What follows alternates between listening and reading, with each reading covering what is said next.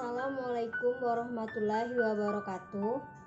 Perkenalkan, nama saya Rosyani Firdausya, NIM 19180048. Saya berasal dari Prodi Pendidikan Bahasa Jepang.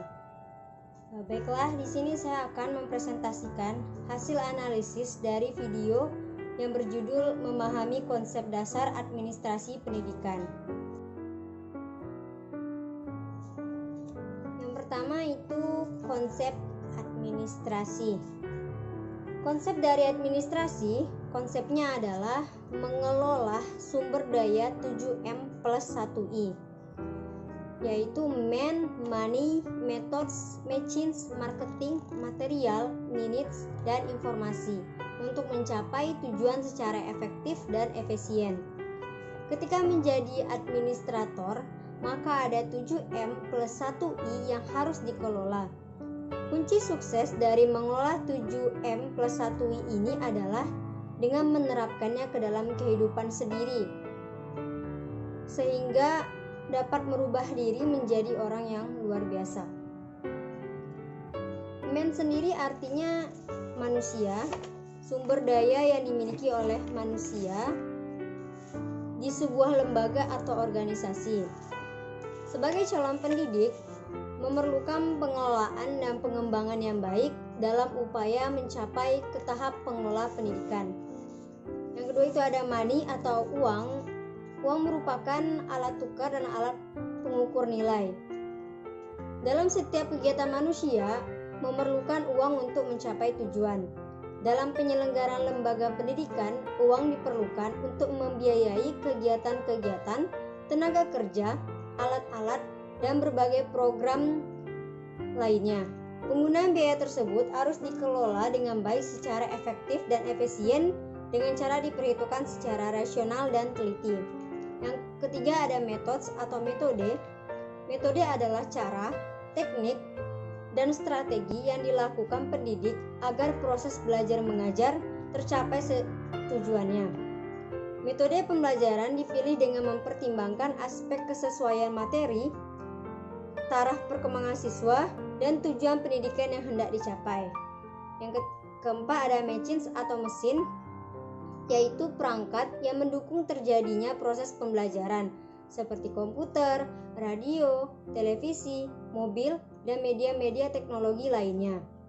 Selanjutnya ada marketing atau pemasaran.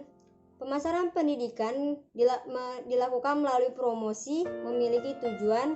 Yang pertama, memberi informasi kepada masyarakat tentang produk-produk sekolah.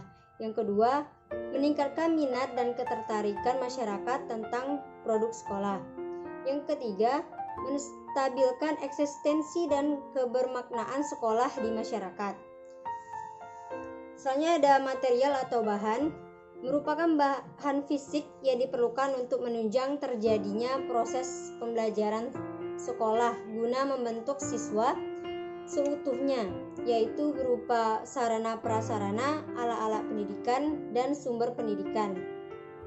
Lalu ada minutes, yaitu merupakan suatu proses dinamis dari mulai perencanaan, pengorganisasian, penggerakan, dan pengawasan produktivitas waktu. Sumber daya ini harus dikelola dengan baik dan harus dikerjakan sesuai waktunya agar tidak terjadi tumpang tindih atau penumpukan pekerjaan. Yang terakhir ada 1I, yaitu informasi, adalah hasil pengolahan data yang dapat diterima oleh akal pikiran penerima informasi yang nantinya akan digunakan untuk pengambilan keputusan selanjutnya. Selanjutnya pengertian administrasi, yaitu ada ad yang artinya melayani, membantu, dan memenuhi. Sebagai administrator, tugasnya adalah tentunya melayani, membantu, dan memenuhi kebutuhan. Lalu ada administrator memberikan pelayanan prima. Bukan hanya memberikan pelayanan, tapi memberikan pelayanan prima, pelayanan paling tinggi sehingga mencapai kepuasan customer. Lalu ada administrasi, yaitu pekerjaan yang berhubungan dengan ketatausahaan. Selanjutnya ada ilmu atau seni, mengelola sumber daya 7M+1I. Pengelolaan sumber daya harus disentuh dengan ilmu atau seni agar sumber daya tersebut berjalan dengan baik. Selanjutnya itu ada persamaan dan perbedaan administrasi dan manajemen. Persamaannya adalah mengatur dan mengurus pemakaian secara umum itu sama. Perbedaannya bahwa administrasi lebih cocok digunakan pada lembaga-lembaga pemerintah yang mengutamakan kepentingan sosial, sedangkan manajemen cocok untuk lembaga-lembaga swasta yang lebih mengutamakan komersial. Selanjutnya, perbedaan administrasi pendidikan dengan manajemen pendidikan. Kalau administrasi pendidikan itu not profit oriented, yang artinya tidak mencari keuntungan. Orang-orang yang bekerja sebagai administrator pendidikan orientasinya bukan orientasi profit. Sedangkan manajemen pendidikan yaitu profit oriented, yaitu orientasi utamanya adalah profit oriented, yaitu kerjanya adalah mencari keuntungan. Dari perbedaan ini muncullah istilah kalau administrasi ialah administrator, sedangkan manajemen ialah manajer.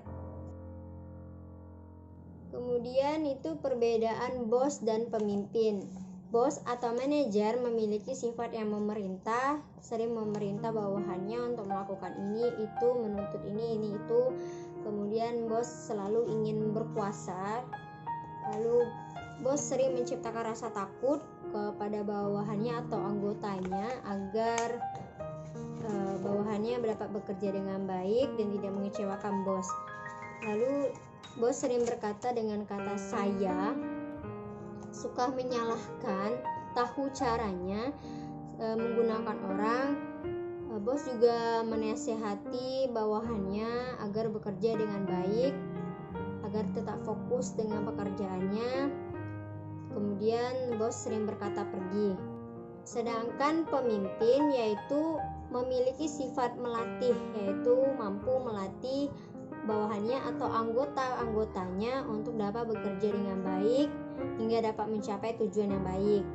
Kemudian pemimpin selalu memiliki niat yang baik untuk memimpin anggota-anggotanya.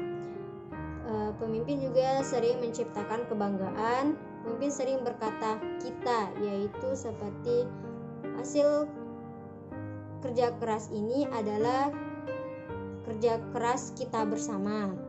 Kemudian pemimpin mampu memecahkan masalah yang terjadi dan tidak menyalahkan siapapun, tapi mampu untuk memperbaiki masalah tersebut. Kemudian dia juga mampu untuk menunjukkan caranya bagaimana agar bisa baik kembali.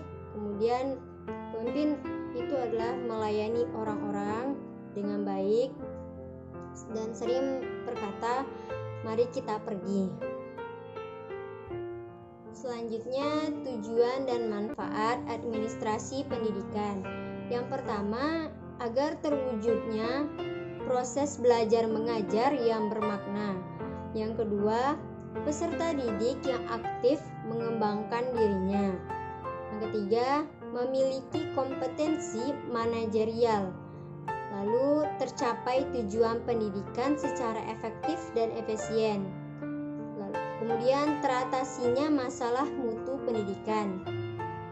Perencanaan pendidikan merata, bermutu, relevan, dan akuntabel. Terakhir, meningkatnya citra positif pendidikan. Ini adalah tujuan dan manfaat dari administrasi pendidikan. Selanjutnya yang kita bahas di sini adalah pengertian profesi. Pengertian profesi itu di sini ada 4. Yang pertama, secara etimologi, istilah profesi berasal dari bahasa Inggris, yaitu profession, atau bahasa Latinnya profecus, yang artinya mengakui. Adanya pengakuan, menyatakan mampu atau ahli dalam melakukan suatu pekerjaan. Jadi profesi itu dinyatakan profesi jika orang tersebut mengakui bahwa dia mampu dan ahli dalam melakukan pekerjaan tersebut. Kemudian pengertian secara terminologi yaitu suatu pekerjaan yang mempersyaratkan pendidikan tinggi sebagai pelakunya yang ditekankan pada pekerjaan mental, yaitu adanya persyaratan pengetahuan teoritis sebagai instrumen untuk melakukan perbuatan praktis, bukan pekerjaan manual. Yang ketiga yaitu profesi adalah suatu pekerjaan yang dalam melaksanakan tugasnya memerlukan atau menuntut keahlian, menggunakan teknik-teknik serta dedikasi yang keahlian itu didapat melalui pendidikan dan pelatihan khusus. Keahlian itu didapat melalui pendidikan dan pelatihan khusus dalam waktu yang lama. Lalu ada pengertian yang terakhir, yaitu profesi adalah pekerjaan. Namun tidak semua pekerjaan adalah profesi. Profesi mempunyai karakteristik sendiri yang membedakannya dari pekerjaan lain. Seperti ojek itu bukan sebuah profesi karena dia tidak ada syarat yang menuntun kepada pengertian profesi tersebut. Selanjutnya yaitu ciri-ciri profesi.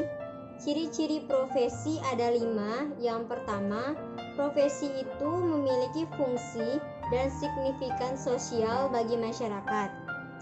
Yang kedua, profesi menuntut keterampilan tertentu yang diperoleh melalui proses pendidikan dan pelatihan yang cukup yang dilakukan oleh lembaga pendidikan yang akuntabel atau dapat dipertanggungjawabkan.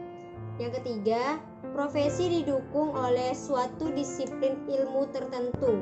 Yang keempat, ada kode etik yang dijadikan sebagai satu pedoman perilaku anggota beserta sanksi yang jelas dan tegas terhadap pelanggar kode etik tersebut. Yang kelima, yaitu profesi yang diberikan kepada masyarakat, maka anggota profesi secara perseorangan atau kelompok memperoleh imbalan finansial atau material. Baiklah, materi terakhir yang akan saya bahas di sini adalah istilah dari konsep profesi. Istilah dari konsep profesi ada 3. Yang pertama, profesional. Yang kedua, profesionalisme. Dan yang ketiga, profesionalitas. Kita akan bahas yang pertama, itu profesional. Profesional ini adalah istilah yang mempunyai 2 makna. Yang pertama, mengacu pada sebutan tentang orang yang menyandang suatu profesi. Sedangkan yang kedua, mengacu pada sebutan tentang penampilan seseorang dalam mewujudkan unjuk kerja sesuai dengan profesinya. Yang kedua itu ada profesionalisme, yang memiliki arti sebutan yang mengacu pada sikap mental dalam bentuk komitmen dari para anggota suatu profesi untuk senantiasa mewujudkan dan meningkatkan kualitas profesionalnya. Yang terakhir ada profesionalitas, yaitu sebutan terhadap kualitas sikap para anggota suatu profesi terhadap profesinya, serta derajat pengetahuan dan keahlian yang mereka miliki dapat melakukan tugas-tugasnya. Baiklah, sekian presentasi dari saya, yaitu presentasi dari analisis video yang berjudul Memahami Konsep Dasar Administrasi Pendidikan. Lebih dan kurang saya mohon maaf. Wabillahi taufiq walhidayah. Wassalamualaikum warahmatullahi wabarakatuh.